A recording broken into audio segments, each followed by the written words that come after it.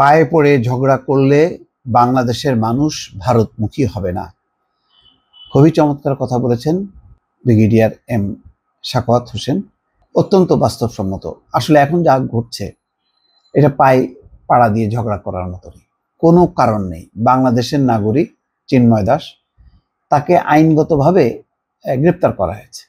যেমন আজকে তার জামিনের শুনানি হওয়ার কথা, আইনজীবী উপস্থিত হয়নি, ফলে এটি পিছিয়ে জানুয়ারি মাসে গেছে। তো আজকে আইনজীবী কেন ফেস করলো না?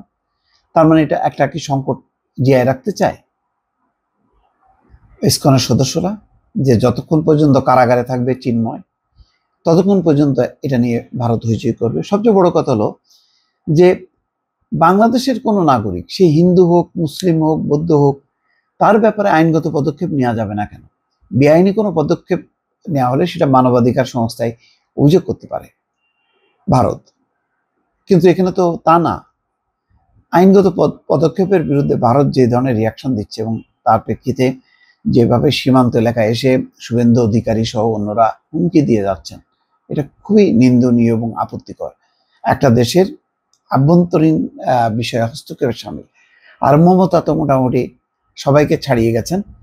তিনি বলছেন যে বাংলাদেশের শান্তিরক্ষী মিশন পাঠানো উচিত। এটা সার্বভৌমত্বের প্রতি একটা তাচ্ছিল্য এবং অবমাননা। আমার মনে হয় যে এটার ব্যাপারে বাংলাদেশে আরো সিরিয়াস স্টেপ নেওয়া উচিত। যাই হোক, ব্রিগেডিয়ার এম সাখাওয়াত কি বলছেন? বলছেন যে ভারত বন্ধুত্ব সুলভ আচরণ খারাপ করছে। পায়ে পড়ে ঝগড়া করলে বাংলাদেশের মানুষ ভারতমুখী হবে না। মঙ্গলবার দুপুরে চাঁদপুর আধুনিক লঞ্চ টার্মিনাল কাজের অগ্রগতি পরিদর্শন শেষে সাংবাদিকদের প্রশ্নের এই উত্তর দেন তিনি। উপদেষ্টা আরো বলেন, ভারত যা করছে কোনো কারণ নেই এসব করার। আমাদের দেশে অন্য ধর্মাবলম্বী যারা আছেন তারা আমাদের নাগরিক, আমরা তাদের ভালো মন্দ দেখছি।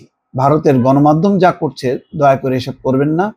আমরা দুই দেশ বন্ধুত্ব নিয়ে থাকতে চাই। যেমন ধরেন মুন্নি সাহা, সাংবাদিক, বাংলাদেশের নাগরিক, তাই তো? তা তিনি আপাতত হিন্দু। এখন হিন্দু বলে কি ভারত তাকে অন করবে? বলবে যে না, মুন্নি সাহাকে কেন অ্যারেস্ট করা হচ্ছে, উদ্যোগ নেওয়া হলো? তাকে তো নেওয়া হলো, প্যানিক অ্যাটাকে সে অসুস্থ হয়ে পড়ছে, তাকে ছেড়ে দেওয়া হয়েছে। এটা পুরোটাই বাংলাদেশের আভ্যন্তরীণ বিষয়। এটি নিয়ে ভারতের নাক গলানোর কি আছে?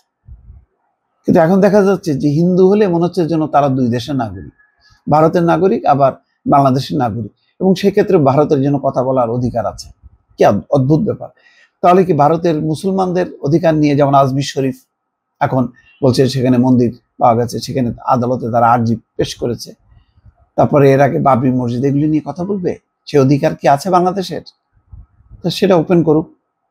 দুর্ভাগ্যজনক, ভারত যদি এইভাবে নীতি, তার যদি এরকম মনোভাব নিয়ে চলতে থাকে, তাহলে এই সম্পর্কটা একেবারে তলানিতে যে ঠেকবে। এবং এটা ভারতীয় আজকে একজন সাংবাদিক বলছেন যে এটা ঠিক এই রকম আচরণ করতে যে ভারত নেপালকে হারিয়েছে, ভুটানকে হারিয়েছে, শ্রীলঙ্কাকে হারিয়েছে, মালদ্বীপকেও হারিয়েছে।